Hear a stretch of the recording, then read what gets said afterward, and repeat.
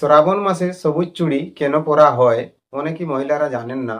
আসুন আজকে আমরা সেই নিয়ে আলোচনা করব। সবুজ চুড়ি পরার নিয়ম কি কি আছে এবং এটি কেন পরা হয় এবং কেন বলা হয়েছে সবুজ চুড়ি পরা উচিত। ওং নমঃ শিবায়, হর হর মহাদেব। বন্ধু, আপনি দেখছেন মন্ত্রকুণ্ড ইউটিউব চ্যানেল। আসুন আমরা শুরু করব আজকের ভিডিওটি। ভিডিওর মাধ্যমে আমরা জানবো যে সবুজ চুড়ি মহিলারা কেন পরে এবং সবুজ রঙের কাপড় পোশাক পরে শ্রাবণ মাসে। এটি একটি শাস্ত্রীয় অনুযায়ী বলা হয়েছে যে শ্রাবণ মাসে কেন পরা উচিত এবং কেন পরা উচিত নয়, কাকে পরা উচিত এবং কাকে পরা উচিত নয়, কোন মহিলা পরতে পারবেন, কোন মহিলা পরতে পারবেন না, তা নিয়ে আমরা আলোচনা করব সমস্ত। এবং কোন দিনে ধারণ করবেন আর কোন দিনে করা উচিত নয়, করলে তার উল্টা প্রভাব পড়বে আপনার উপরে, আপনার ক্ষতি হতে পারে। ঠিক আছে, আমরা সমস্ত জানবো কিন্তু আজকের এই ভিডিওর মাধ্যমে। তো ভিডিওটি তাই সম্পূর্ণ দেখবেন, কোথাও স্কিপ করবেন না। আর কমেন্টে অবশ্যই ওং নমঃ শিবায়, হর হর মহাদেব লিখবেন। ঠিক আছে, আপনি যদি একজন শিব ভক্ত হয়ে থাকেন তাহলে আজকে আপনার ভিডিওটি খুবই কার্যকারী ভিডিও। আপনি এই ভিডিওর মাধ্যমে জানতে পারবেন এই যে সবুজ চুড়ির মহত্ব কি, এই সবুজ চুড়ি কেন পরা হয় এবং সবুজ চুড়ির মানে কি, সবুজ চুড়ি পরলে কি লাভ পাওয়া যায় আপনার আধ্যাত্মিক জীবনে এবং আপনার মানসিক জীবনে। আপনি পারিবারিক জীবনে সফলতা প্রাপ্ত করতে পারবেন এবং মহাদেব শিবের কৃপা লাভ করতে পারবেন, এমন বলা হয়েছে। ঠিক আছে, তো শাস্ত্র অনুসারে এটিকে প্রমাণ করা হয়েছে যে যখন সমুদ্র মন্থন হয়েছিল তখন সেখান থেকে বিষ উঠেছিল। ঠিক আছে, সমুদ্র মন্থনে বিষ উঠেছিল। বিষ যখন উঠেছিল তখন দেব দৈত্য দানব অসুর সবাই সেখানে ছুটে এসেছিল, সেখানে সেই যে অমৃত পান করার জন্য। কিন্তু সেখানে যখন বিষ বের হয়েছিল তখন সে বিষটি কেউ আর পান করতে চায় না। তখন কি করা হলো, সে বিষ পান করার জন্য সবাই চিন্তিত হয়ে গেলেন। কিন্তু সবাই দেবদেবী মিলে মহাদেবকে আহ্বান করলেন। মহাদেব এসে বললেন, মহাদেবকে বলা হলো যে মহাদেব, আপনি এই বিষটি পান করতে পারবেন? আপনি যদি পান করতে পারেন তাহলে পুরা জলটি নির্বিষ হয়ে যাবে এবং সবাই প্রাণী বাঁচতে পারবে। তখন উনি হরিকে স্মরণ করেন। হরিকে স্মরণ করা মাত্র হরি যখন এসে দিলেন দর্শন, তখন হরি বলেন, আপনি নিজে ধরুন এই মহাবিষ নিজ কণ্ঠে, তাহলে এক্ষুনি এই সমুদ্রটা নির্বিষ হয়ে যাবে। তখন সেই মহাদেব এই বিষটিকে ধারণ করে নেন। নিজে নিজে ধারণ করার ক্ষেত্রে তার শরীর পুরা নীল বর্ণ হয়ে যায় এবং গলায় সেই বিষটি রয়ে যায়। তাই তার নাম নীলকণ্ঠ হয়ে থাকে। ঠিক আছে, নীলকণ্ঠ হওয়ার পরে উনি অনেক চেষ্টা করলেন যে এ বিষ জ্বালা আমি কেমন করে বন্ধ করব বা কষ্ট থেকে মুক্তি পাবো কেমন করে। মুক্তি পাওয়ার জন্য অনেক অবলম্বন তিনি করলেন এবং চন্দ্রকে ধ্যান করলেন। চন্দ্রকে ধ্যান করার পরে চন্দ্রকে ধ্যান করে বললেন যে হে চন্দ্রদেব, আপনি আমার মস্তকে আসুন এবং মস্তকে এসে আমাকে ঠান্ডা করুন। আমার বিষের জ্বালায় আমি আর থাকতে পারছি না। ঠিক আছে, এমন যখন স্মরণ করলেন তখন চন্দ্রদেব এসে তাকে শান্ত করার জন্য তার মাথায় বিরাজ করলেন। কিন্তু সেটাতে কিছুটা শান্ত কিন্তু পালেন, কিন্তু পুরোপুরি শান্ত পালেন না। তখন মহাদেব আবার স্মরণ করলেন, হে দেবী গঙ্গা, আপনি আমার এই কথা শুনে আমার যে জ্বালা যন্ত্রণা হচ্ছে শরীরে, এই জ্বালা যন্ত্রণা নিবারণ করার জন্য আপনি আমার মাথার মধ্যে প্রকট হয়ে মাথা দিয়ে গঙ্গা বহে যান, যাতে আমার শরীর পুরা ঠান্ডা হয়ে যায়। তখন দেবী গঙ্গা তার মাথায় প্রকট হন। মাথায় প্রকট হয়ে সে গঙ্গা সেখান থেকে বইতে থাকে, পুরা শরীরে সেই জলের ধারা।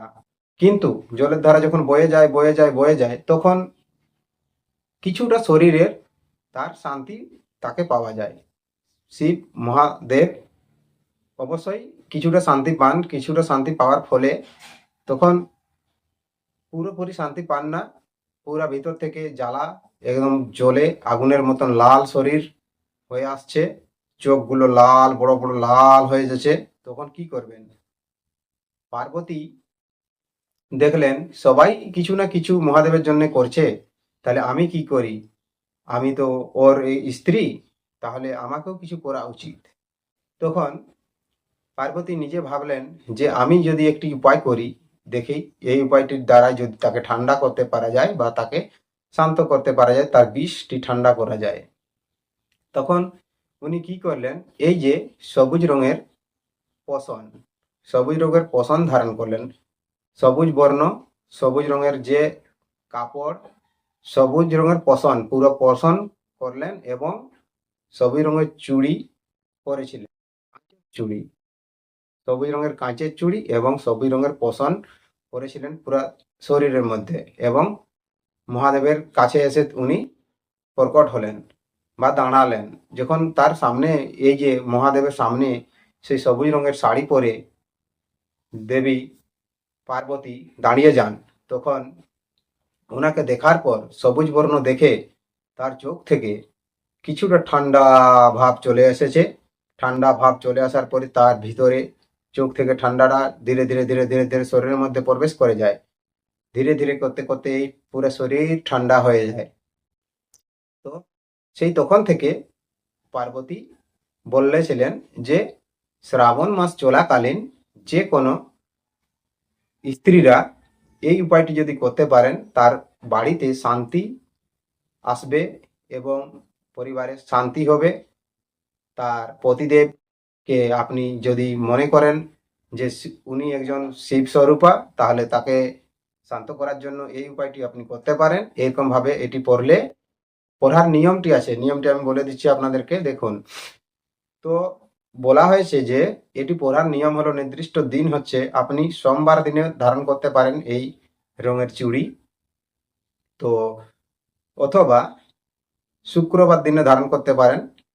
শুক্রবার হলো লক্ষ্মীর দিন, আর পার্বতী হলেন স্বয়ং লক্ষ্মী স্বরূপা, তাই সেদিনও আপনি ধারণ করতে পারেন। এবং সোমবার হলো আশুতোষ বা মহাদেব শিবের দিন, তাই সেই সোমবার দিনে আপনি ধারণ করতে পারেন। আর এই সবুজ রংটি হলো বুধের প্রতীক, বুধ গ্রহের। আর এই বুধ গ্রহকে শান্ত করার জন্য আপনি এই চুড়িটি বুধবার দিনেও পরতে পারেন।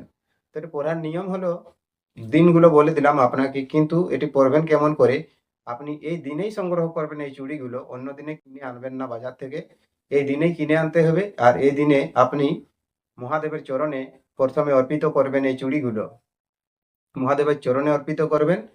তারপরে এই চুড়িগুলো আপনি হাতে ধারণ করবেন, তাহলে তার সম্পূর্ণ লাভ পাওয়া যাবে।